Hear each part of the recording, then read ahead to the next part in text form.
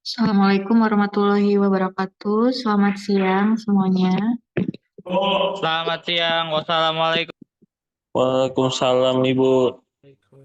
Ya, sehat ya. Perkuliahan hari ini kita mulai via online dulu karena memang semalam juga kan Ronald aku ke kelas tanya, kayaknya memungkinkannya untuk online aja. Ya, besok udah pada ini udah pada masuk semua belum sih? 13 ya. Untuk materi udah saya upload di LMS ya. Silakan sambil dicek. Kita absen dulu. Anissa Meilani, Hadir, Bu. suaranya. Kalista Immanuela, Kalista ada? Hadir. Kevin Fahru Roji, ada Fahru Roji. Mana Oji? Oji ada nggak? Belum masuk nih kayaknya. Oke, Abdurrahman. Ada Bu, hadir. Hadir. Suaranya pecah banget, Oke. Lagi di mana?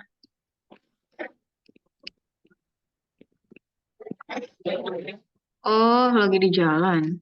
Ya ampun. Jennifer Laurencia, Hadir, Bu. ada? Hadir. Faiz Zaki. Faiz. Hadir, Bu, hadir. Nanda Kalisya. Hadir, Bu. Rishandi. Suara. Rishandi. Hadir, Bu. Hadir. Sandi lagi di mana, Sandi? Udah di rumah, Bu. Oh, lagi di rumah. Iya. Kirain kayak Fakih lagi di luar. Enggak, Bu. Rizky Pandu. Mana Hadir Pandu? Bu. Hadir. Hadir. Ronald. Hadir Bu. Hadir. Tamu Umbu. Ada. Uka mana Uka? Hadir Bu. Hadir. Adam Rafid. Mana nih Adam? Adam. Mana Adam suaranya?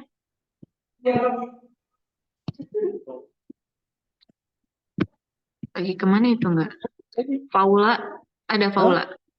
Hadir Bu, maaf mic-nya Bu. Oke. Hadir, Bu. Kenapa ada mic-nya Adam? Ya udah. Semoga untuk perkuliahan hari ini bisa pada ngikutin ya. Kita mulai tentang materi, masih bahas tentang IRP. Kemarin itu kan sebelum UTS materinya ada IRP. Penjabaran secara, bentar, saya bagikan layar.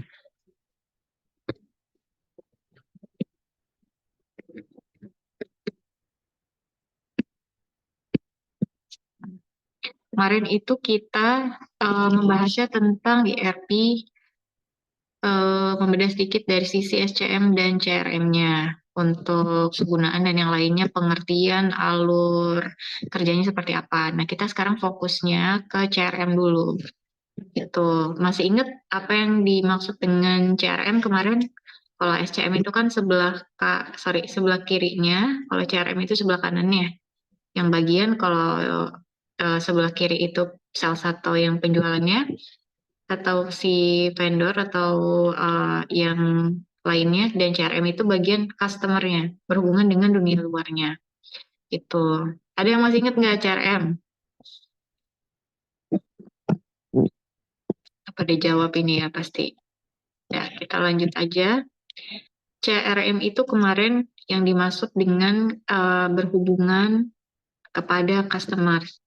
Jadi kita untuk pelayanan dan yang lainnya fungsinya di ERP itu kayak penawaran, terus gimana treatment sama pelanggannya, follow up-nya seperti apa. Nah, itu dibahas di sistem ERP yang berhubungan CRM. Nah, di sini kita akan bahas dari segi integrasi datanya. Integrasi itu apa sih? Ada yang bisa bantu jawab nggak integrasi? Dari katanya aja integrasi. Kan sering-sering denger ya tuh ya, integrasi ya. Coba. Ronald, apa Ronald? Integrasi. Atau mungkin udah ada dibahas di MK lainnya tentang integrasi data. Ada yang bisa bantu jawab? Ayo, siapa? Apa Ronald? Ronald kedengeran nggak suaranya? Hadir Bu, hadir. Iya, apa tuh integrasi data? Apa maksudnya? Integrasi data. Mm-mm. Tadi Apa? Bu, saya buka dulu Bu. Oh, saya googling pasti. Nggak apa-apa, sok. Apa, Ronald?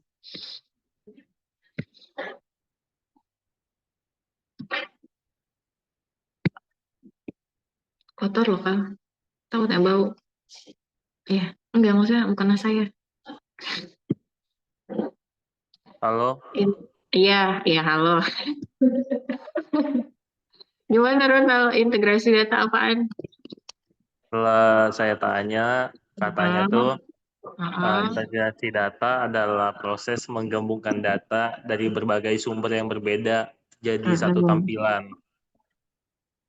berarti kan, Eh, hmm, Tujuan dari integrasi ini biar si data dari berbagai sistem hmm. atau format bisa digunakan bersama-sama untuk analisis. Oke. Jadi intinya integrasi itu sebuah penyatuan ya, peleburan, penggabungan, yang mana kalau ditambahkan ada kata data, data kan berarti informasi tuh.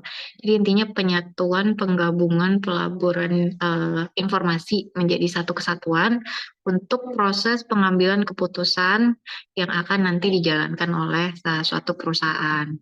Nah, di sini kita bisa lihat untuk alurnya ya. Kenapa disebut integrasi data? Karena kebetulan di sini ketika kita membicarakan satu pembahasan di CRM itu ada dua, bukan bagian ya, tapi ada dua bagian. Ternyata dalam suatu perusahaan ini di sistem CRM-nya. Nah, pertama yang sebelah kiri, yang mulai dari ujung itu, customer, terus tandanya ke website, ke database, ke purchase report, dan ke email promotion. Itu fungsinya untuk mencari data pelanggan, mengumpulkan data pelanggan berdasarkan apa yang sudah dibeli. Nah, sebelahnya itu ada CSR itu.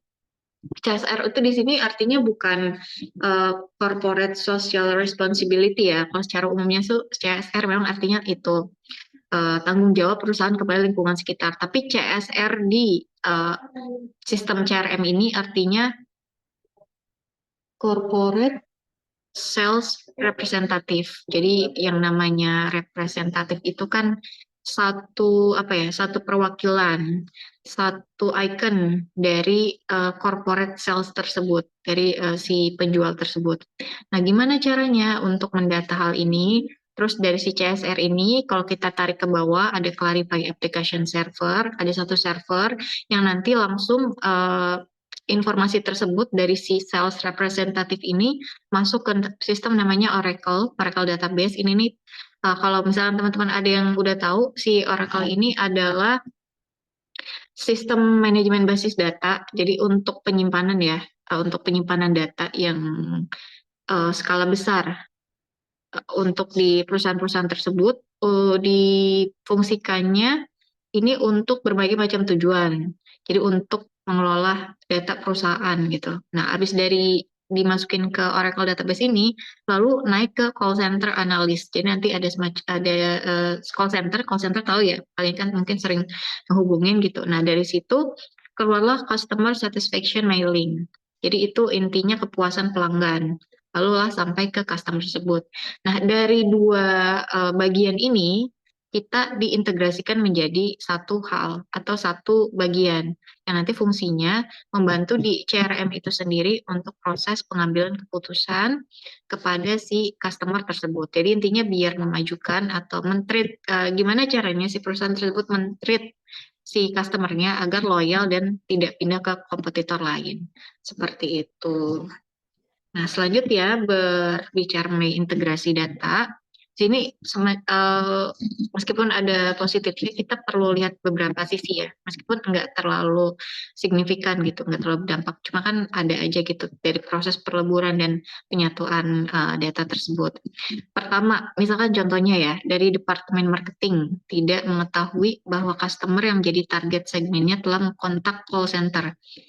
Mereka mempermasalahkan produk yang dibelinya atau mungkin customer saat itu sudah nggak puas kepada perusahaan.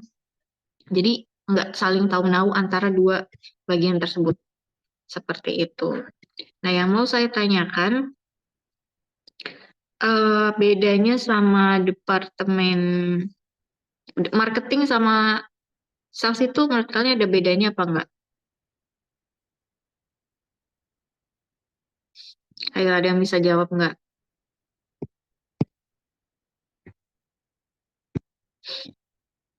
Siapa nih? Faiz apa Faiz? Faiz ada nggak? Ada, hadir. Apa bedanya Faiz? Menurut kamu sama apa enggak? Marketing Eh, sama sales. Marketing dari bahasanya kan nggak tahu deh, Bu. Sama kayaknya deh. sama kayaknya. Marketing apa artinya menurut kamu? Oh, ini penjualan. Coba penjualan, pemasaran. Kalau sales itu Sama, Bu. Penjualan juga. ada yang bisa bantu jawab Faiz? Sales mungkin ini, Bu. Lebih ke orangnya. Hmm. Marketing adalah tindakannya, sales itu orangnya, gitu. Ya, betul. Ya betul. Nah, kita lihat lagi di bagian tadi, di poin pertama, Departemen Marketing tidak mengetahui bahwa customer yang menjadi target segmennya telah mengontak call center. Ini kan di sini ya.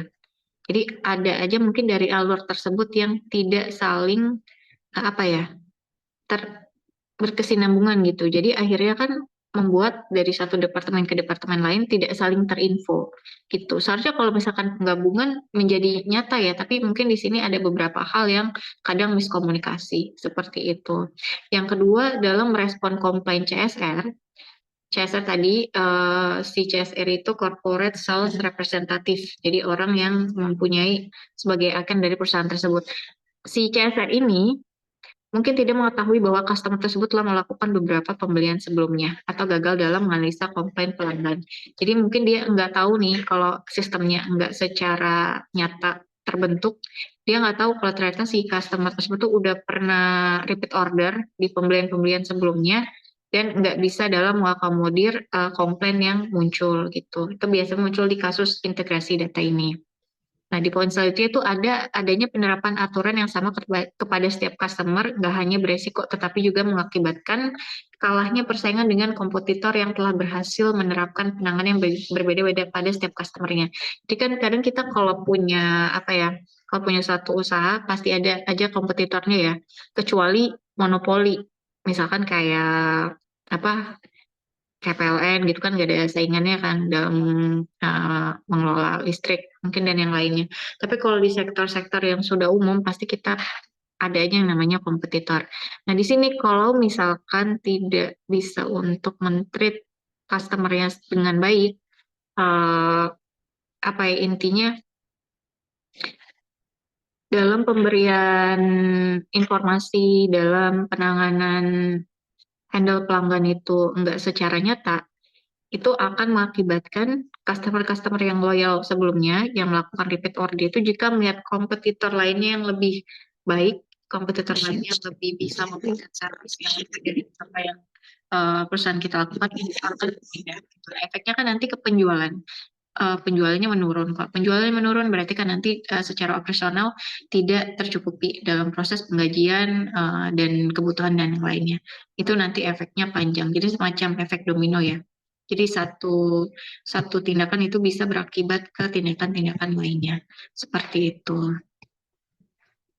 Nah, di sini ada lagi gimana caranya supaya tadi di poin kedua ini enggak pada pindah ke kompetitor lain atau enggak pada pindah memakai jasa yang lainnya, bisa loyal kepada kita sebagai pemberi apa ya pemberi jasa atau penjual barang yang sudah mereka rasakan di awal.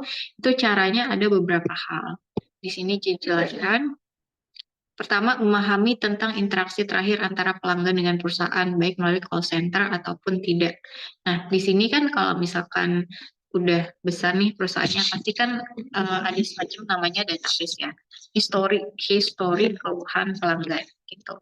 Kan kadang kalau kita ngontak call center kan ada semacam yang namanya tiket ya, dari email. Misalkan kita mau mengadukan suatu barang gitu atau suatu jasa dan yang lainnya. Kita email mereka melalui call centernya atau melalui telepon, itu nanti ada semacam tiket aduan Anda adalah nomor sekian. Nah, itu fungsinya untuk nge-tracking atau bikin historical bahwa beberapa pelanggan ini mempunyai beberapa keluhan yang sama. Jadi nanti dikerucutkan satu kesimpulan kalau ternyata problemnya yang kebanyakan customer adukan itu seperti ini. Nah, dari situ nanti bisa di-track kesimpulan bahwa ini yang harus diperbaiki, hal A yang harus diperbaiki, hal B yang harus diperbaiki. Itu fungsinya call center untuk mengakomodir semua keluhan pelanggan. Jadi jangan nggak ditanggepin ya, mulai dari sosmed kan biasanya kalau kita kan ngehubungin sesuatu kalau nggak tahu, coba cari sosmednya di DM. Nah, itu kalau misalkan nggak ditangani kan kadang beberapa customer sering marah ya, nggak direspon, akhirnya kan mungkin itu berefek pindah ke kompetitor lain, seperti itu. Yang kedua, mengetahui akan sejarah pembelian pelanggan dalam kurun waktu beberapa tahun. Jadi kayak kapan, terus gimana cara belinya si produk tersebut, terus kapan biasanya si pelanggan itu repurchase atau selalu repeat order barang tersebut, apakah setiap 1 bulan sekali atau seminggu sekali, 2 minggu sekali. Terus gimana caranya si pelanggan atau customer tersebut respon atas promosi yang kita berikan. Kadang kan misalkan buy one get one, itu pelanggan rata-rata gimana ya responnya, apakah antusias atau ternyata biasa aja. Nah, itu kan bisa jadi bahan ulasan kita sebagai di perusahaan agar bisa memperbaharui inovasi yang telah direncanakan gitu. Kalau misalkan buy one get one udah enggak relate gitu, kita bisa cari yang lainnya tuh dengan apapun tekniknya. Atau bisa juga yang namanya sekarang kan beberapa perusahaan suka pakai jasa agensi ya. Kita bikin semacam campaign gitu. Campaign ada yang ada yang menghebohkan, kadang pakai semacam gimmick, ada juga yang justru campaign-nya bagus dan dapat respon dari masyarakat. Jadi intinya mereka akhirnya menjadi customer dari barang tersebut, seperti itu. Jadi ada historinya, ada catatannya. Itu yang nanti akan jadi catatan untuk proses penerbitan atau pembuatan barang selanjutnya. Yang mana nih yang sering diminati oleh pelanggan. Jadi misalkan ada beberapa jenis barang yang kita hasilkan, ternyata barang A sama B itu lebih banyak pangsa pasarnya daripada barang C sama D. Makanya itulah kenapa di beberapa perusahaan ada yang namanya barang discontinue, ya kan? Itu barang yang udah enggak diproduksi. Misalkan dulu di Indomie ya, di Indofood. Indofood kan produknya salah satunya Indomie. Indomie itu kan dari dulu ada berbagai macam ini ya, rasa ya.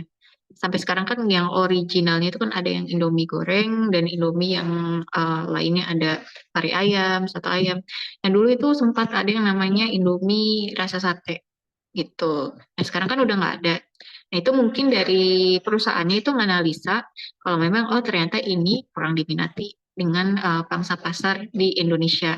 Jadi nggak berproduksi lagi atau discontinue. Tapi ternyata kalau di luar itu kan Indomie pangsa pasarnya udah luar negeri ya, udah di beberapa negara, nggak cuma Asia juga, tapi sampai Afrika, sampai ke Eropa, Amerika. Nah, ternyata itu rasa tersebut tuh tetap ada gitu tuh. Nah, mungkin perbedaan demografi, perbedaan penduduk juga mempengaruhi dari kebutuhan pelanggan itu sendiri. Mungkin di sana lebih laku sehingga tetap diproduksi, ada pasarnya, banyak yang beli, tapi kalau di sini nggak ada. Nah, itulah salah satunya untuk analisis pasar dari sisi customer-nya. Jadi kalau misalkan, ya kalau nggak laku, ngapain diproduksi kan? Nah, sebaiknya kalau misalkan yang laku banget, ya makan kita produksinya secara massal dan secara banyak, karena permintaan pasar kan banyak. Gitu. Jadi harus ditelaah dulu untuk yang poin nomor 2 ini, agar kita tahu kebutuhan pasar yang sedang digemari gitu. Terus yang ketiga, kombinasi informasi yang lain. Jadi kombinasi itu gabungan ya, beberapa informasi lain yang muncul. Contohnya, jadi gimana saat situasi apa, misalkan si customer ini pindah ke penjual lain atau kompetitor lain. Apakah mungkin ketika pertama si perusahaan tersebut ada ada semacam kasus dan yang lainnya, dari segi ingredients misalkan, ternyata pakai pengawet misalkan, terpublish lah di masyarakat gitu, menimbulkan kecewaan. Atau mungkin yang lainnya, kendala-kendala yang lainnya. Terus misalkan juga pemberian rating dari beberapa review yang muncul. Kalau misalkan rating kan kadang di zaman ini ketika kita akan mereview sesuatu kan bisa gampang viral ya. Itu juga bisa langsung beberapa orang melihat penyebaran informasinya secara cepat gitu. Nah, itu juga harus diperhatikan bagi perusahaan itu sendiri agar tidak mengalami apa ya, penurunan customer atau customer pada pindah ke kompetitor lain seperti itu. Nah, selanjutnya ini juga ada lagi nih poin berikutnya, informasi seperti itu dapat disimpan ke dalam profil customer. Profil customer itu data customer-nya yang ditempatkan dalam layar CSR-nya atau ditampilkan sebagai pop screen segera setelah sistem call center mengenali nomor-nomor telepon customer yang sedang masuk.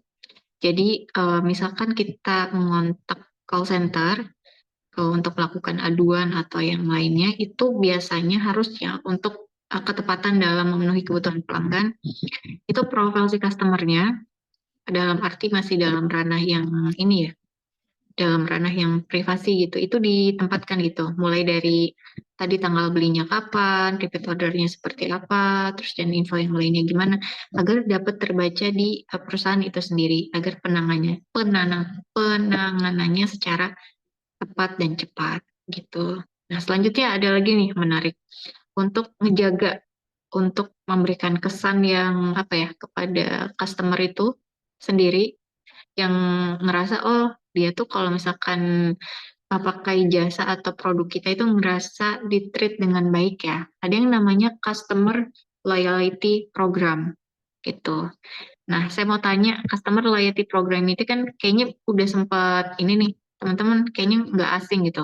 Bisa nggak contohnya, artinya sama contohnya mungkin kasih tahu satu orang, ada yang mau ngomong sendiri atau mau saya tunjuk tentang customer loyalty program. Mungkin pernah dengar atau bentuknya seperti apa. Nah, karena ini salah satu bentuk langkah untuk memenuhi kebutuhan customer itu paling utamanya gitu. Kebanyakan dan kita udah sering lihat contohnya. Ayo, ada yang tahu customer loyalty program? Sebelum nanti dijelaskan. Siapa ini ya? Oji udah masuk ya tadi ya. Tadi nggak bales ini apa? Absen. Nanda. Nanda mau jawab Nanda. Customer loyalty program. Ayo. Saya kurang tahu sih Bu, tapi Oh, suaranya kenapa ini? Pecah ya? coba nggak? Udah. Oke. Ayo Nanda, gimana? Customer loyalty program. Aslinya sih saya kurang tahu, tapi yang saya dapat di Google itu kayak strategi pemasaran yang dirancang untuk meningkatkan retensi pelanggan dan membangun loyalitas terhadap suatu merek atau bisnis. Jadi ini mungkin kayak ini strategi rencana strategi untuk marketing yang harus dilakuin gitu kan kepada untuk memberikan intensif atau penghargaan kepada pelanggan yang terus menerus kayak belanja gitu, kayak semisalnya kalau mungkin saya kurang tahu kalau sekarang masih ada atau enggak, tapi dulu itu kalau semisalnya kita sering belanja di salah satu supermarket gitu, kadang-kadang ada strategi marketing itu yang dapat stiker misalnya dikumpulin, terus udah kayak gitu nanti bisa ditukar sama barang kayak gitu. Jadi itu salah satu contoh dari program loyalitas ini sih Bu. Customer loyalty program seperti itu. Iya, oke. Itu aja. Iya. Oke, terima kasih Nanda. Ada yang mau coba nambahin? Ini customer loyalty program itu pembahasannya lumayan luas deh kalau bisa kita bahas, bisa jadi diskusi. Ayo selain Nanda, silakan. Mungkin ada yang punya contoh lain dari sektor lain. Itu sebenarnya banyak ya dari berbagai sektor itu. kita bahas yang namanya customer loyalty, dari katanya aja kan loyalty program. Berarti satu program untuk customer yang memang customer tersebut loyal kepada perusahaan gitu. Ayo, siapa yang mau ngomong?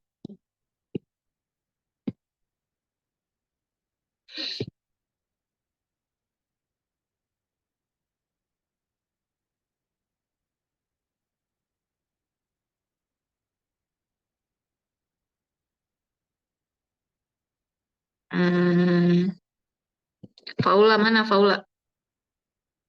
Bu, Faula ada nggak? ada. Gimana Mbak Paula? Ada yang mau Sebenarnya disampaikan? sama, sebenarnya sama sih Bu sama yang dimaksud Nanda. Kayak Mm-mm. misal di mana ya di Superindo itu kan Mm-mm. dia kan apa ya? Dia kan ini kayak tiap hari tuh ada promo promo terus-terusan banyak beberapa banyak pasti. Jadi apa ya? Terus habis itu kayak ada tiap belanja dapat poin di Mm-mm. aplikasinya gitu, Bu. Iya, itu aja. Iya,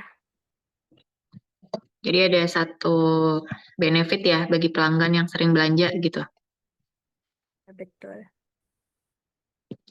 Kalau misalkan seperti itu yang tadi disebutkan Nanda sama Paula, itu kan berarti untuk customer tertentu aja ya. Uka, mana Uka? Uka, kedengeran gak suaranya? Hadir.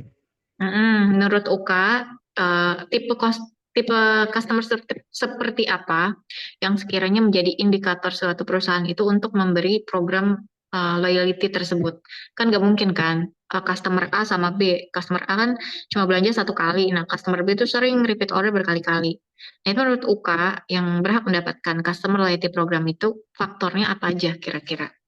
Bisa ini nggak dilogikakan? Nggak apa-apa mungkin, atau pernah juga Uka dapet ini apa program dari misalkan bank tuh kan sering ya, bank atau perusahaan yang ayahnya di perusahaan atau yang lainnya di perhotelan gitu.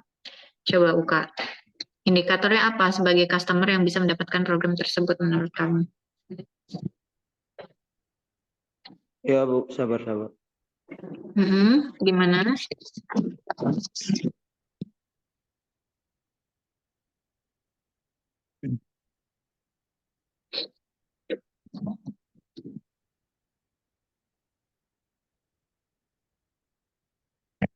Oke, yang pertama mungkin Mm-mm. pelanggan yang sering berinteraksi dengan perusahaan tersebut, baik lewat call center, website, atau email. Sehingga Mm-mm. dengan ini seringnya melakukan transaksi itu bisa dari perusahaannya bisa menetapkan bahwa customer ini udah mencapai batas loyalitas lah, makanya bisa mendapatkan program tersebut.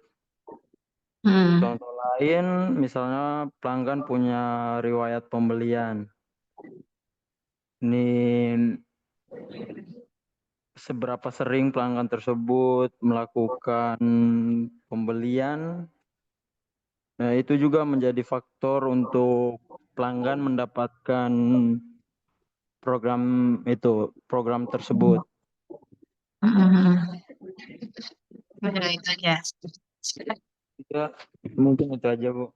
Oke, tapi Uka pernah nggak dapet customer loyalty program itu secara real gitu? Pernah ngerasain nggak di ya di mana aja, di tadi yang tadi Nanda sama Paula sebutin kah, atau di tempat lain pernah nggak Uka?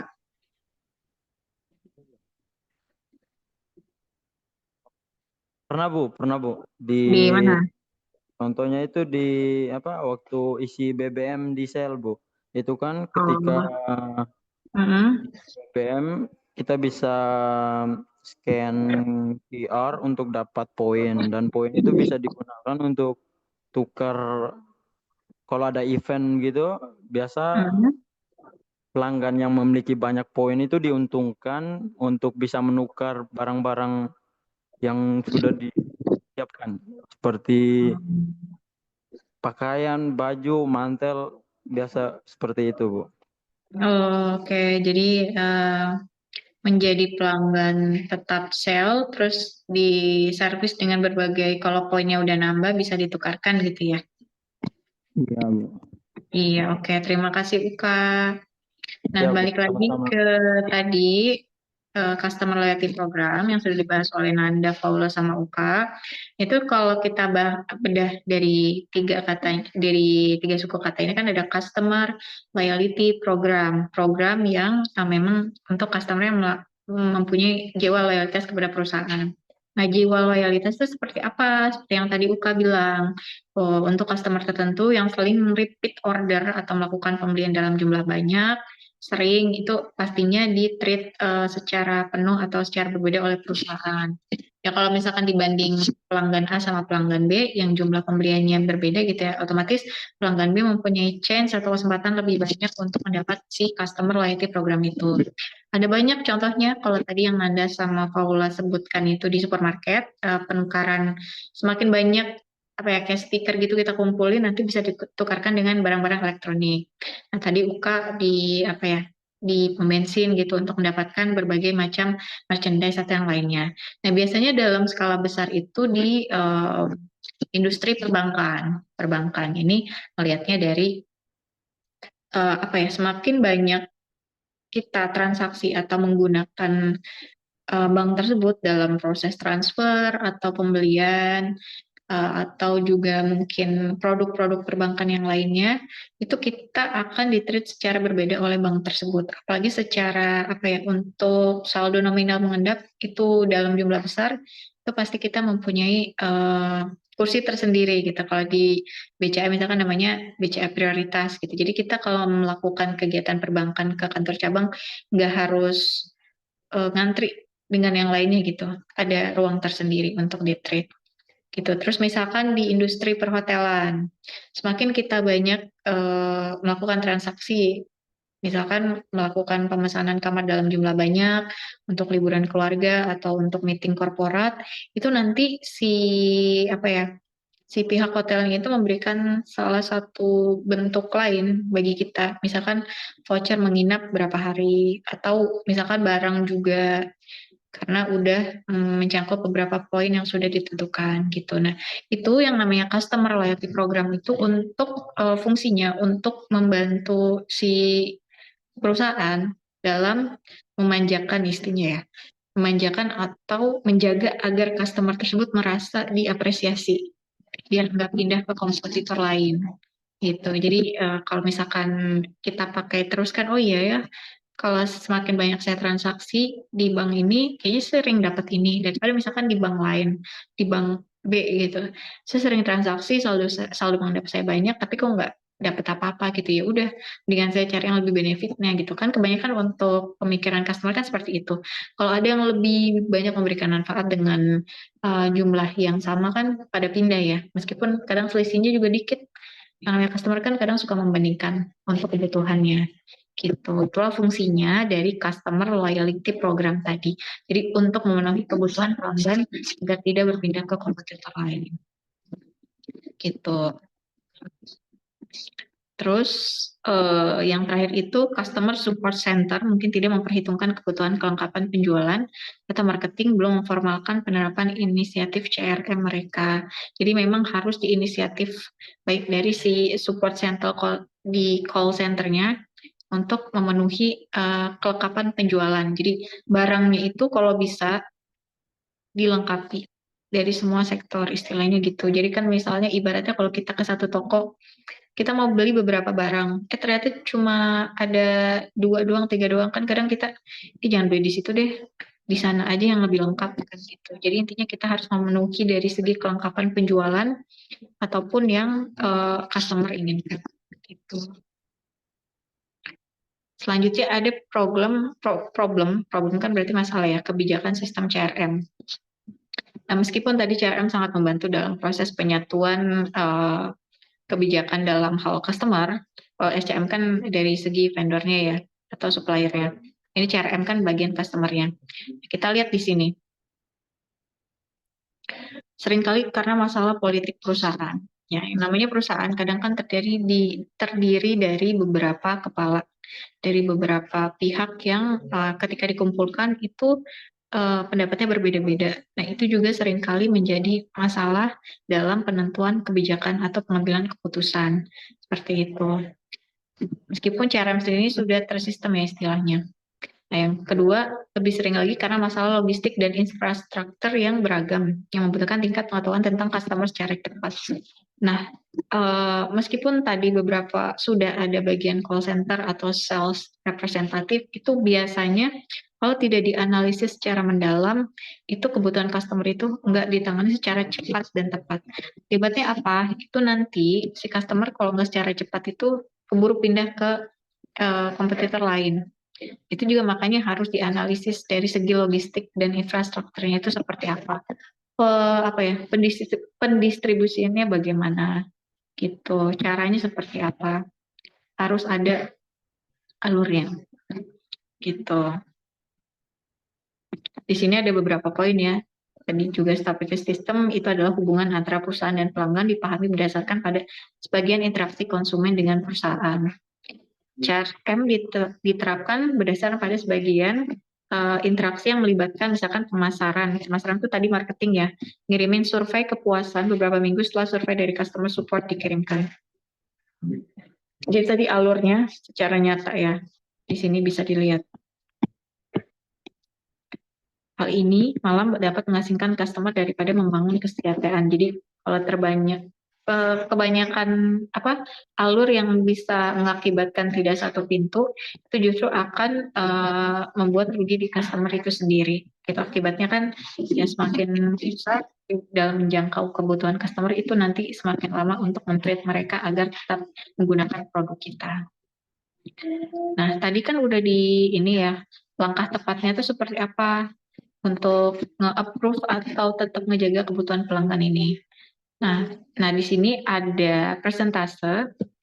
Caranya gimana sih buat kita tahu informasi dari customer kita itu sendiri? Di sini ada beberapa poin, teman-teman bisa lihat. Ada interaksi penjualan langsung. Interaksi penjualan langsung itu berarti kita sebagai penjual itu langsung berinteraksi dengan customer, gitu. Melalui toko mungkin langsung, misalkan kayak yang buka toko-toko yang dapat customer langsung kunjungi untuk pembelian barang tersebut, nggak harus lewat distribusi pihak ketiga. Jadi interaksi langsungnya seperti apa. Nah dari interaksi langsung itu kita kadang kan bisa tahu, oh kebutuhannya ternyata seperti ini, gitu. Oh ternyata yang mereka inginkan itu model-model ini, gitu. Lalu via email gitu. Kadang kan kalau kita nge-subscribe salah satu toko atau penjualan itu kan kita sering menerima email penawaran ya, numpuk tuh biasanya. Misalkan kita habis beli elektronik di Asenco gitu yang bekas Ace Hardware itu, terus misalkan suka diminta kan emailnya apakah untuk pendaftaran anggota. Nah nanti si perusahaan tersebut email kita untuk menawarkan produk-produknya. Oh bulan ini promonya lagi ini nih, barang-barang ini yang lagi promo. Terus bisa pakai kartu keanggotaan biar dapat diskon gitu. Kan biasanya di email. Nah dari email ini kita bisa tahu analisis pelanggan itu maunya seperti apa, penyebaran informasinya. Yang tiga, interaksi call center. Ini salah satunya yang signifikan. Karena kan kita sebagai customer yang mempunyai aduan atau keluhan itu ngomong langsung ke perusahaan lewat si sales representative tadi yang mengumpulkan datanya. Keluhannya misalkan seperti apa, ternyata ditanggepinnya langsung oleh perusahaan, diarahkannya seperti apa. Nah itu nanti terkumpul tuh informasi-informasi yang sifatnya memang sebagian besar membangun ya. Karena biasanya call center kan kita hubungi karena muncul suatu keluhan dari pelanggan. Nah dari informasi tersebut kita bisa kumpulkan bahwa yang harus diperbaiki nih di titik yang mana. Itu adalah sebagai proses pengambilan keputusan agar perusahaan menjadi lebih baik lagi. Yang selanjutnya ada mengunjungi website Nah, biasanya kan website itu ada datanya ya. Datanya misalkan untuk analisis demografi, beberapa orang yang mengunjungi website kita tuh berasal dari daerah ini, atau range umurnya berapa aja, dan mungkin informasi-informasi yang lainnya. Itu ternyata sebesar 40%. Itu kan bisa kita lihat, oh ternyata peminatnya dari range umur segini sampai segini ya.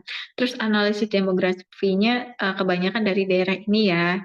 Itu kan nanti nge-link atau nyambung ke tadi proses discontinue produk. Kalau misalkan di satu daerah tersebut produk A lebih digemari dari produk B, itu kita perlu mempertimbangkan untuk menambah volume produksi dibanding produk yang lainnya. Nah, kalau misalkan produk B lakunya di daerah lainnya memang lebih tinggi, nah itu juga perlu dipertimbangkan. Itu bisa dari informasi customer seperti ini. Lalu survei kan biasanya kalau ada kepuasan pelanggan ya, kalau kita misalkan habis beli apa, um, silakan isi survei berikut ini, baik sekali, dan yang lainnya itu kan kayak range point yang nanti akan menjadi informasi bagi perusahaan. Si customer ini udah puas apa belum. Termasuk kadang kita juga habis pakai jasa ojol kan, ada ratingnya. Rating perjalanannya seperti apa? Bintang 3, bintang 4, atau bahkan bintang 2. Itu kan nanti jadi apa ya, semacam evaluasi bagi perusahaan itu sendiri. Fokus group ini mungkin ada ini ya, fokus group ini fungsinya atau secara tampilannya itu dalam suatu forum atau ruang lingkup yang lebih besar yang dapat menjangkau customer itu sendiri. Nah, terakhir event atau pameran perdagangan. Pameran-pameran yang misalkan dalam sektor ini ya, apa otomotif gitu. Mobil kan biasanya ada di mall-mall tuh. Itu kan interaksi langsung tuh sama customer. Silakan Bapak Ibu di ini brosurnya misalkan, saya sukanya yang mobil ini Mbak, untuk cicilannya berapa ya, pembayarannya seperti apa. Itu kan nanti dipertimbangkan sama si salesnya itu sendiri. Jadi untuk nanti tektokan sama bagian ketiganya, sama si leasing atau pihak krediturnya itu nanti seperti apa. Itu terkumpullah informasi-informasi customer yang bisa dijadikan tolak ukur untuk proses evaluasi bagi perusahaan dalam proses pengambilan keputusan. Ini ada beberapa poinnya di sini ya. Gitu. Nah, di sini ada beberapa perspektif. Perspektif itu kan artinya pandangan. Pandangan yang melihat CRM itu sendiri dari para pimpinan. Nah, tadi makanya saya tanya, marketing sama sales itu apa ke Faiz gitu. Marketing itu departemen yang memang memikirkan gimana caranya si produk ini bisa terjual secara real dan nyata.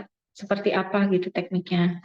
Nah, sales itu kan orangnya yang turun, yang akan apa ya, menjangkau berbagai macam lini customer untuk bisa menggunakan produknya.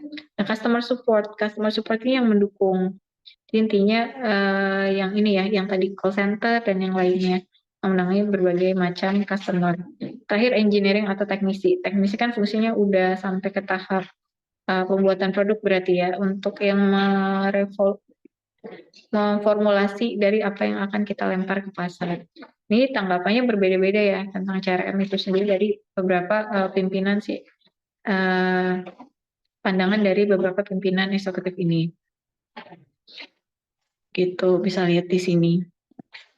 Kalau dari marketing, misalkan contohnya marketing kan tadi yang memformulasi ya, gimana caranya supaya produk ini laku di pasaran. Kata mereka, itu tuh kita tuh perlu yang namanya CRM, karena untuk mengakomodir gimana alur agar kita itu bisa memberikan berbagai informasi ke customer. Kita bahkan nggak tahu berapa jumlah pelanggan kita secara real, saya akan bayar apapun, tetapi kita butuh yang cepat. Nah, itu tadi dibutuhkan satu sistem yang namanya CRM itu, yang nantinya di dalamnya ada berbagai macam treatment untuk customer. Nah, si marketing itu harus sudah punya data-data itu. Fungsinya apa? Fungsinya ya untuk tahu informasi pelanggan yang akan jadi target marketnya. Kalau misalkan si marketing aja nggak tahu berapa jumlah pelanggannya, terus tipe pelanggannya seperti apa, informasi customer-nya bagaimana, itu gimana cara mereka akan memformulasikan atau memikirkan gimana caranya jualan. Itu kan nggak bisa ya. Target pasarnya aja nggak tahu, gimana caranya kita ngejual gitu. Nah, selanjutnya ada sales. Sales tadi itu kan yang menjual ya intinya. Nah, kata dia Bilang ke Kalista. Kata mereka itu tuh butuh, tapi katanya belum siap. Saya aja baru membiayai usaha untuk clean up seluruh data kontak. Setelah semua itu, apa bagusnya profil pelanggan jika data itu nggak masuk di akal? Nah, kata dia, kalau misalkan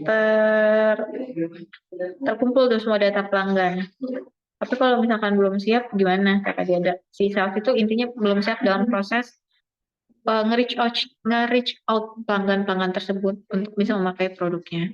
Gitu. Nah, customer support sama halnya tadi yang CSR, customer service sales representative, sama si call center-nya, kata dia CRM udah dipakai, sistem call center kita memberikan informasi kepada service representatif. Jadi sales representatif itu menginformasikan kepada pelanggan. Nah, secara otomatis pada saat pelanggan melakukan panggilan, bahkan kita dapat melihat daftar produk untuk pelanggan tersebut. Siapa bilang nggak butuh selain CRM. Tapi kalau CRM ini dibutuhkan ya di marketing dan customer support itu. Lalu terakhir di engineering atau teknisi yang memformulasikan produk yang akan kita jual atau lempar ke pasaran. Jadi menurut dia, pelanggan adalah penting tetapi butuh waktu 2 bulanan, 65 hari untuk menyediakan layanan baru.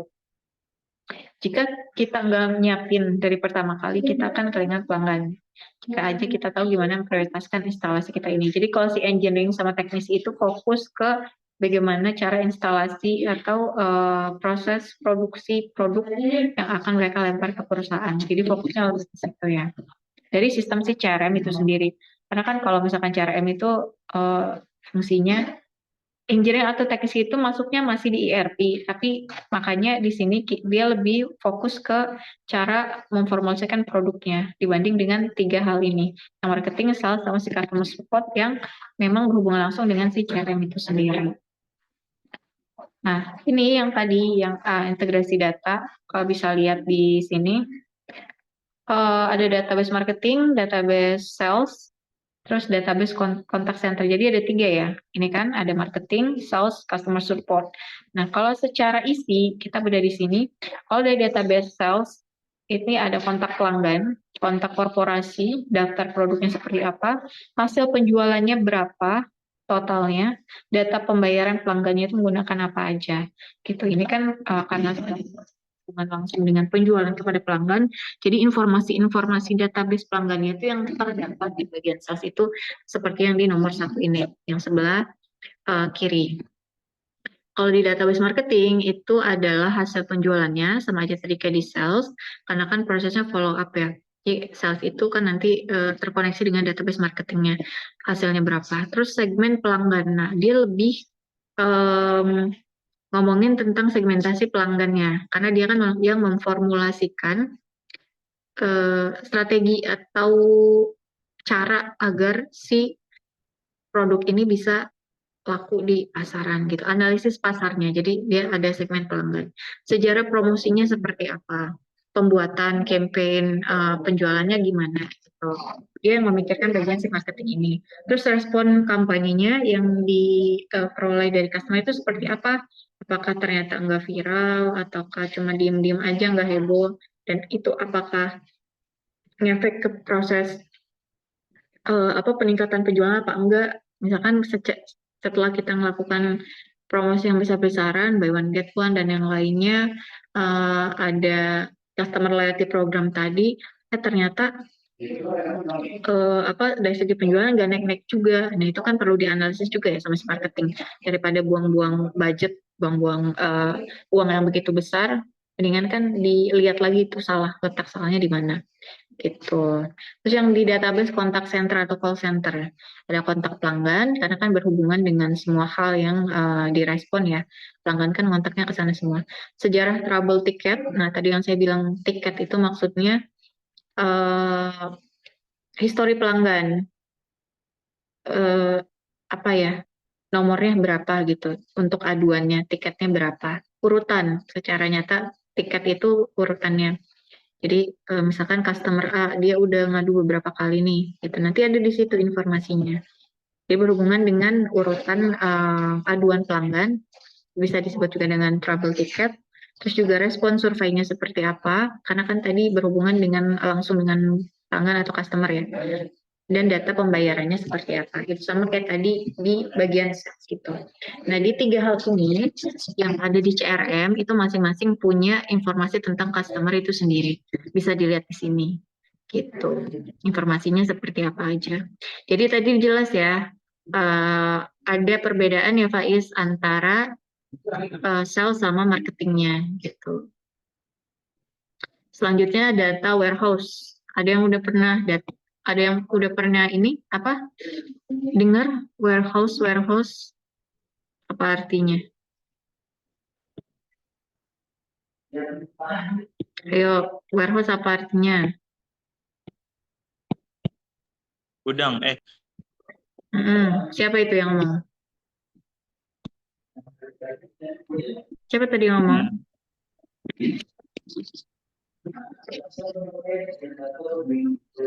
Siapa? saya Bu. Iya, siapa namanya? Oh, Faiz. Ngomong dong. Kata Faiz, warehouse itu gudang. Kalau data warehouse itu artinya apa, Faiz? Gudang data. Gudang data. Sebelumnya udah tahu belum? Mungkin di mata kuliah lain dibahas basis data warehouse udah dapat belum MK-nya? Nggak tahu. Nggak tahu. Oke. Tadi kata Faiz, data warehouse itu artinya data gudang atau secara langsung berarti gudang data. Kalau namanya gudang kan berarti tempat penyimpanan ya. Berarti kalau di sini ada yang istilahnya data warehouse adalah di poin pertama, menyediakan profil konsumen kepada berbagai organisasi seringkali berarti menyimpan data pada database lintas fungsi yang tersentralisasi. Disebut dengan data warehouse. Jadi fungsinya untuk menyimpan semua data customer, data profil konsumen yang telah menggunakan produk kita. Tadi kan udah dilihat ya cara dapatnya gimana tuh, cara ngumpul informasi customernya dari sini, dari beberapa persentasenya. Terus isinya apa aja. Nah, untuk kumpulan data itu disebutnya dengan data warehouse. Nah, nanti kita bisa tahu nyimpennya tuh di mana. Kita sesuai tadi bagian yang saya bahas di awal jam kuliah itu.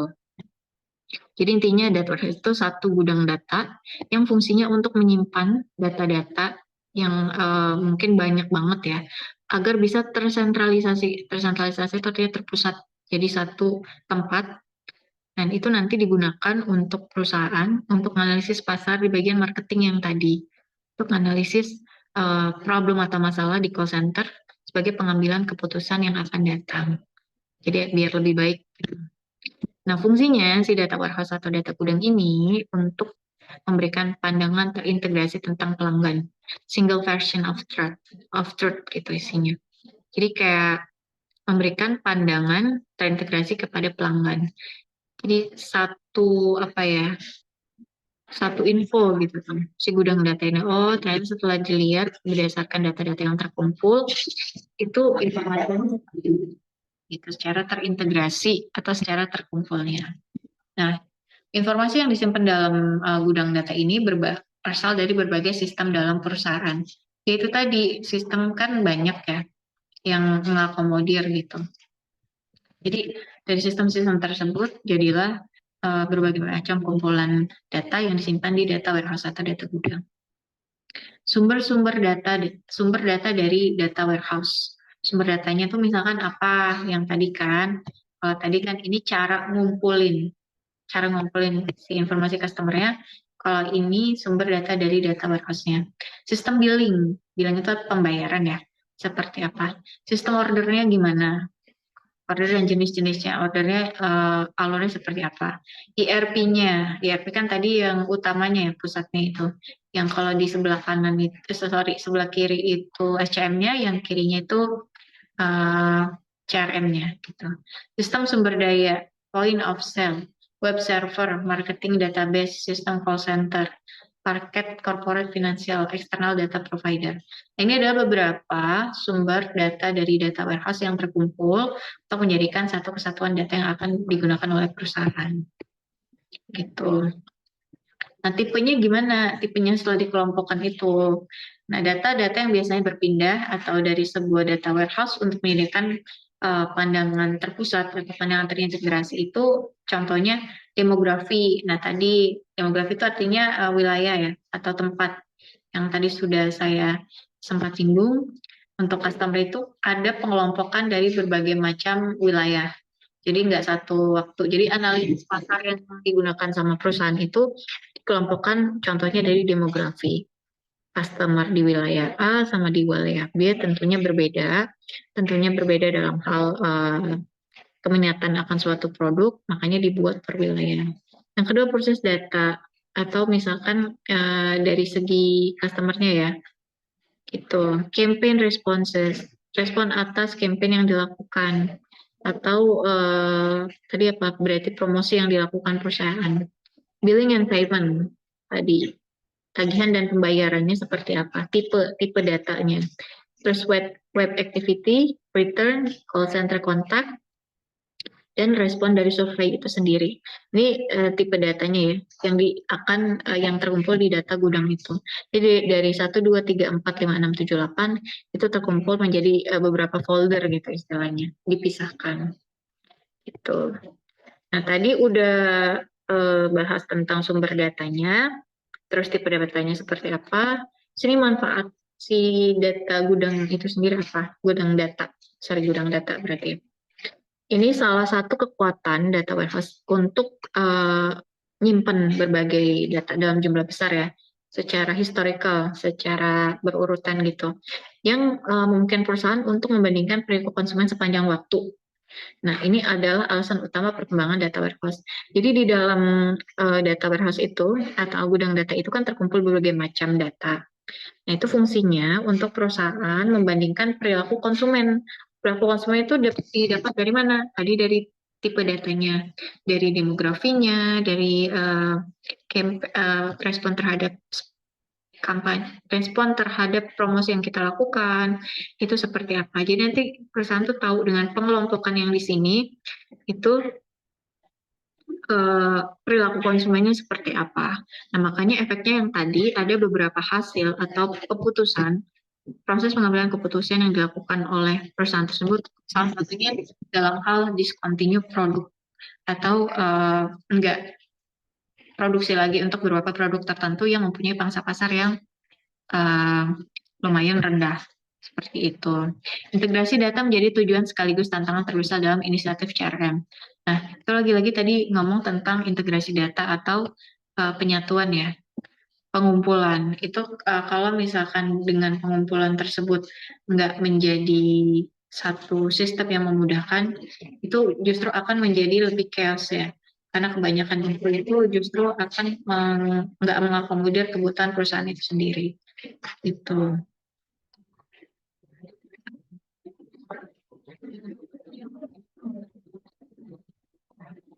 Nah, di sini ada pentingnya data yang terintegrasi atau terkumpul atau terpusat. Fungsinya mendorong pelanggan untuk kembali membutuhkan tidak hanya nama, itu typo ya. Jadi tidak hanya nama, alamat, pendapatan, tapi juga perusahaan kalau datanya udah terintegrasi itu, udah terkumpul, itu produk mana yang digemari, yang tadi sempat saya singgung. Produk mana yang mempunyai tingkat kelarisan yang paling tinggi, tingkat konsumsi yang tinggi, nilai, terus gaya hidup yang sekarang berkembang di masyarakat itu seperti apa, gitu. Bisa dilihat di data-data yang terkumpul di data warehouse tadi. Pelanggan akan merespon lebih baik terhadap satu tampilan perusahaan. Nah, misalkan kalau di awal itu seringkali pelanggan yang berbelanja lewat web dan telepon kontak center adalah pelanggan yang sama. Gitu. Jadi beberapa perilaku konsumen, ini berarti kita bahasnya udah di proses perilaku konsumen ya. Jadi ada tendensi beberapa customer yang memang memilih untuk berbelanja secara daring atau online dan customer yang berbelanja secara langsung. Itu kan masing-masing mempunyai berbagai macam alasan ya. Tapi kalau web, kalau misalkan yang via web, ya saya nggak mau ribet gitu ya, udah tinggal belanja, tunggu dikirim sampai rumah udah bisa dipakai gitu barangnya. Nah, kalau beda lagi sama perilaku konsumen yang memilih langsung berbelanja ke toko atau tempatnya. Itu kan mungkin mereka pengen langsung pegang barangnya sendiri untuk kepuasan tersendiri gitu. Kadang-kadang sampai diteliti ya untuk tipe konsumen seperti ini. Nah, itu adalah tipe perilaku konsumen yang mungkin akan muncul gitu. Nah, ini ada keterkaitan antara si CRM itu sendiri dan data warehouse atau gudang data yang dijalankan. Nah, di sini perusahaan yang bermaksud baik seringkali gagal dalam menyediakan data warehouse dan intelijensia bisnis kepada pengguna bisnis mereka. Jadi bukan maksudnya nggak bisa mengakomodir ya si data warehouse ini dalam proses memberikan informasi kepada perusahaan tentang pelanggan ya, tapi kadangkala itu kalau misalkan tuh perusahaan yang bermaksud baik seringkali gagal dalam menyediakan data warehouse. Dan meskipun tujuannya benar dalam mengakomodir hal tersebut, itu contohnya tuh di 2 poin tersebut, departemen bagian TI-nya atau IT-nya nggak tahu bahwa data yang tidak dapat dipisahkan dari CRM dan data warehouse adalah sistem sumber CRM yang ideal. Jadi dia tuh datanya tuh nggak tahu gitu kalau memang nggak ada berkesinambungan di antara sistem-sistem tersebut. Jadi harus memang di briefing dulu ya dalam proses menjalankan beberapa sistem itu. Jadi agar tahu meskipun datanya baik dan lengkap, kalau memang nggak tahu cara ngolahnya itu kan nggak bisa ya, nggak bisa dijalankan dalam proses pengambilan keputusan. Itu. Di lain pihak, komunitas bisnis menekankan pada kecepatan tanpa peduli dari mana data itu berasal. Jadi ada beberapa, karena kita kan udah pakai sistem gitu ya istilahnya. Jadi untuk data-data tersebut yang memang belum lengkap itu, terkadang ada beberapa pihak atau divisi itu yang ngutamain kecepatan aja informasi data itu sendiri. Jadi misalkan lagi nganalisis nih untuk bagian marketing dan sales dan tadi call center. Itu kalau beberapa divisi atau departemen lainnya kadang ya udah butuhnya cepat aja mana dulu tanpa dianalisis dulu, tanpa peduli dari mana data itu asalnya, munculnya gimana gitu. Nah, kadang ini ngefeknya ke proses penghasilan datanya. Di data yang tidak dikumpulkan secara baik dan benar, tidak diolah dengan baik, itu nanti outputnya itu kan bisa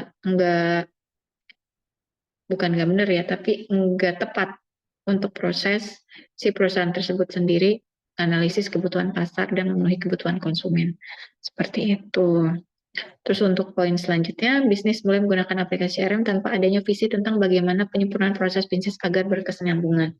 Oke, misalkan udah pakai sistem yang namanya CRM ya untuk mengakomodir semua kebutuhan konsumen itu sendiri. Tapi kalau nggak ada visi, misi, dan alur serta tujuan yang mau dicapai di awal, jadi intinya ya udah pakai sistem aja dulu, tapi nggak tahu tuh cara ngejalaninnya gimana, nggak tahu tujuan yang akan dicapai dari proses pengaplikasian CRM itu sendiri bagaimana gitu.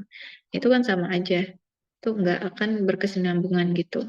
Ya kan bisa secara real dan secara maksimal gitu dalam prosesnya gitu. Terus yang di poin terakhirnya itu mungkin ada beberapa departemen menyediakan data perusahaan bagi aplikasi CRM tanpa memahami sekali lagi nggak tahu apa jenis datanya itu seperti apa, isinya itu bagaimana, yang akan mendukung suatu tindakan dari proses bisnis yang ingin ditingkatkan. Gitu. Jadi antara CRM dan data warehouse ini kadang ada satu keterikatan atau berkesinambungan yang nggak bisa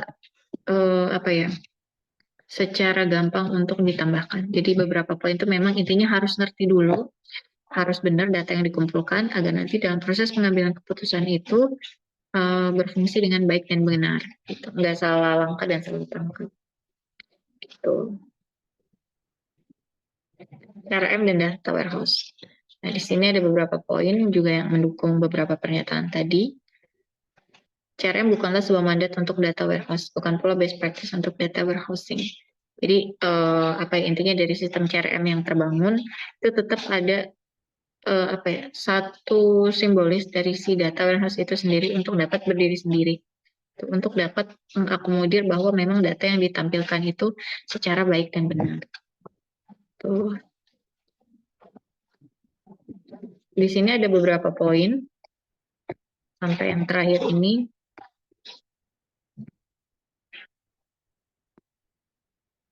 Sampai sini ada yang mau ditanyain dulu nggak? Kalau tadi saya ngomong terus, mungkin di tengah-tengah teman-teman ada yang mau nanya. Ada yang mau ditanyain? Ayo, Cukup Nggak ada. kayaknya lanjut. Bu. Cukup kata siapa tadi tuh ya? Cukup katanya. Kalau cukup coba kita bedah beberapa slide lagi ya sebelum nanti selesai. Ini untuk beberapa minggu ke depan kita masih fokusnya ke ERP, CRM sama si SCM tadi ya. Karena secara materi masih banyak yang perlu dibahas. Ntar kita ketemu UAS itu di bulan Juli. Masih beberapa pertemuan lagi. Tapi ini kan masuk pertemuan ke 10 ya. Jadi nanti masih ada beberapa pertemuan lagi. Gitu. Tadi sampai mana tuh ya?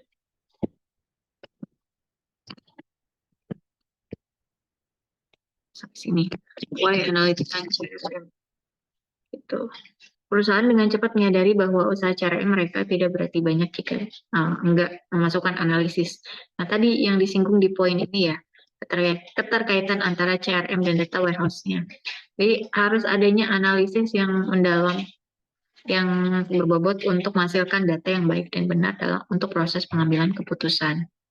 Nah, tantangan utama yang dihadapi dalam sistem CRM ini yang enggak terintegrasi sekali lagi tidak tergabung adalah menghalangi perusahaan mengetahui fakta-fakta kritis gitu.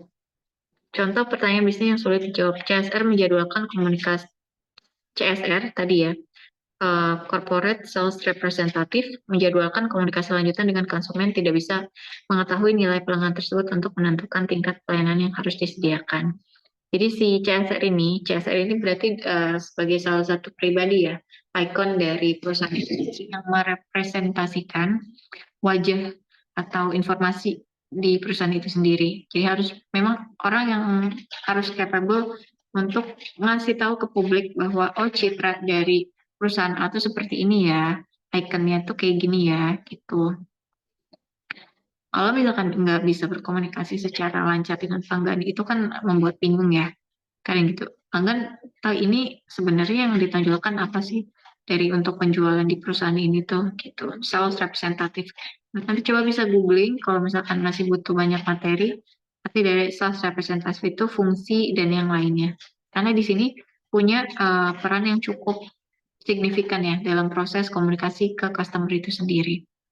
Gitu. Yang selanjutnya, manajemen segmen tidak bisa mengikuti sejarah komplain pelanggan sebelum berusaha melakukan cross-sell. Gitu. Cross-selling. Manajer kampanye di bagian marketing tentunya tidak ingin meminta pelanggan yang terlambat membayar tagihan. Gitu. Strategi perusahaan dengan kapabilitas analytical dan operational CRM. Ini ada beberapa poin. Menghargai pelanggan dengan diskon khusus karena menggunakan channel yang lebih murah. Itu kan dari judulnya strategi perusahaan dengan kapabilitas analytical dan operational CRM. Kita menganalisis dari strategi perusahaan sendiri untuk men-treat si customer-nya itu. Poin pertama, menghargai pelanggan dengan diskon khusus karena menggunakan channel yang lebih murah. Kita kan ada beberapa tipe macam pembayaran ya. Misalkan kalau pakai pembayaran lewat ini, ternyata lebih murah ya, diskonnya lebih gede. Atau kalau lewat platform lain, ternyata tetap normal ya harganya di angka sekian gitu. Nah, itu kan kadang ada beberapa joinan ya antara si perusahaan itu sendiri dengan channel-channel sebagai pihak ketiga ini gitu. Tergantung nanti tektokannya seperti apa, MOU-nya bagaimana. Nah, itu nanti akan muncul diskon khusus sebagai tindakan atau sebagai bentuk perhatian dari perusahaan itu sendiri kepada customer untuk menjaga agar tetap loyal memakai produk mereka gitu. Dia terbitkannya diskon dan yang lainnya. Nah, kemudian yang kedua, secara proaktif menawarkan produk dan layanan yang sesuai dengan kebutuhan konsumen berdasarkan apa yang telah dibeli pelanggan. Gitu. Jadi nawarin produk dan layanan, karena kalau jasa ya kita kan berikan layanan, misalkan kita barang yang berarti menghasilkan ini kan secara produk ya. Karena misalkan ada jasa dan layanan, ini digabungkan kalau misalkan ada barang dan jasa berarti bentuk keluarannya adalah produk dan layanan yang diberikan kepada masyarakat atau customer yang sesuai dengan kebutuhan berdasarkan apa yang telah dibeli oleh pelanggan. Jadi historical pembeli sebelumnya itu terkumpul, jadi bisa tahu produk dan layanan apa yang akan dilempar ke pasar. Gitu. Nah, 2 poin ini ya salah satunya dari analisis yang tadi dibangun sendiri di gudang data itu. Yang ketiga, meningkatkan laju pembelian dengan secara dinamis untuk melakukan personalisasi konten berdasarkan profil pengunjung web. Meningkatkan laju pembelian secara dinamis. Jadi kita pakai semacam strategi yang yang ngebus sekiranya bisa ngebus si pelanggan tersebut untuk tetap melakukan pembelian di atas barang yang kita jual di perusahaan gitu. Jadi di analisis gitu digolongkan tipe mana nih yang udah mengunjungi web, informasinya dari mana aja gitu. Yang keempat, menyesuaikan pengeluaran pemasaran per konsumen berdasarkan skor lifetime value. Pengeluaran pemasaran per konsumen. Tadi berhubungnya sama marketing. Jadi si marketing kan biasanya di perusahaan ada budget marketing ya, namanya budget pemasaran. Itu lumayan tinggi kalau misalkan di beberapa divisi itu termasuknya karena fungsinya untuk menganalisis pasar agar produk tersebut pas apa enggak setelah kita jual itu. Analisis kombinasi poin kontak seluruh channel untuk meramalkan pembelian konsumen berikutnya. Poin kontak tadi berhubungan sama call center berarti. Jadi apakah ada target konsumen baru yang bisa kita lakukan, yang bisa kita reach out dan jangkau untuk peningkatan penjualan ke depannya. Itu. Jadi ini sama kata Pak, kenapa untuk menganalisa CRM. Untuk yang pertama, untuk membuat keputusan berpusat pada pelanggan. Perusahaan harus mengintegrasikan data CRM dan dengan informasi di sekitar perusahaan dan melakukan analytical CRM. Jadi lagi-lagi intinya analisis data ya, yang di CRM ini. Vendor CRM memasukkan kemampuan analisis ke dalam produk mereka. Fungsinya untuk memungkinkan pengguna nggak hanya melakukan proses bisnis, yang kedua melakukan inteligensia bisnis pada fungsi-fungsi CRM untuk membuatnya lebih akurat dan bernilai. Inteligensia itu berarti pembaruan bisnis. Jadi di CRM itu sendiri ada beberapa keputusan yang mungkin bisa dijadikan acuan untuk proses produksi berikutnya. Seperti itu. Nah, yang tipe utama si analisa CRM ini nanti secara jelas tentang OLAP, data mining, dan yang lainnya itu kita bahas di pertemuan selanjutnya. Kalau bisa memang secara offline ya, agar lebih enak nanti diskusinya. Karena meskipun kelas online seperti ini, meskipun teman-teman bisa pada merespon, kayaknya lebih kurang lebih kurang greget gitu dalam proses interaksinya. Nah nanti kalau ngebahas tentang ini, kebetulan ini juga masih lumayan panjang, ntar di pertemuan berikutnya. Silakan bisa dipelajari dulu sebelum nanti minggu depan kita bahas tentang tadi ada Oracle, terus tadi data warehouse, agar nanti diskusi minggu depannya kita lebih enak. Terus yang terbaru itu ini ada OLAP, itu jadi semacam untuk sistemnya ya. Nah seperti apa? Nanti kita juga ngomongin tentang data mining dan yang lainnya. Untuk materinya sudah saya upload di LMS, silakan dibaca, silakan diteliti lagi. Nanti kalau misalkan memang ada yang harus didiskusikan secara panjang, kita lanjut di minggu depan. Itu sampai saat ini terakhir ada yang mau ditanyakan sebelum kita tutup untuk pertemuan hari ini? Silakan. Ada yang mau ditanyain nggak?